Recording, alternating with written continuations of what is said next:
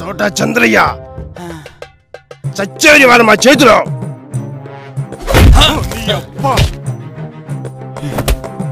గొప్పలే దొరికాడు. నా పాటికి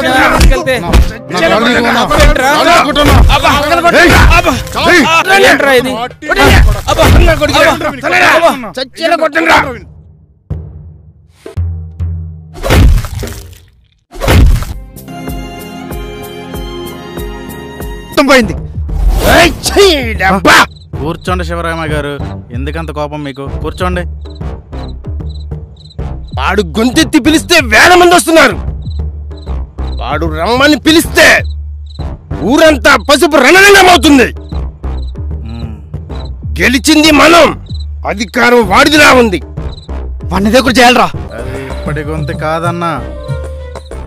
ఆ గొంతు నుండి టీడీపీ అనే మాట తప్ప ఇంకోటి రాదు. ఆ భుజం ఇంకో జెండా మోయదన్నా. ఆంజనేయులు, మన ముందే మన ఊరు రెచ్చిపోతుంటే ఎవడు చూస్తూ ఊరుకోడు ఇక్కడ. ఊరుకోండి ఆదినారాయణ గారు, మన టైం వచ్చేద్ది. మన వైసీపీ టైమే నడుస్తుంది, కానీ మన టైంలో లేదు. సరే, మన టైంలో లేదు, ఏం చేద్దాం? ఏయ్, నువ్వు అన్నావుగా కొన్ని సంవత్సరాల నుంచి ఆ గొంతు నుంచి వేరే పార్టీ మాట రాలేదని. ఆ గొంతుని ఆపేద్దాం, ఆ భుజాన్ని నేలకు పడగొడతాం.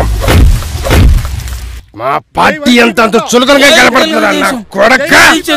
జై జగన్ అనరా, జై వైసీపీ అనరా.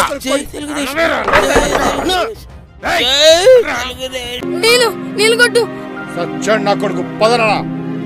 ఈ దెబ్బతో మన పార్టీ పవర్ ఏంటో అందరికీ తెలిసిద్ది. అక్క మండుతుందక్క.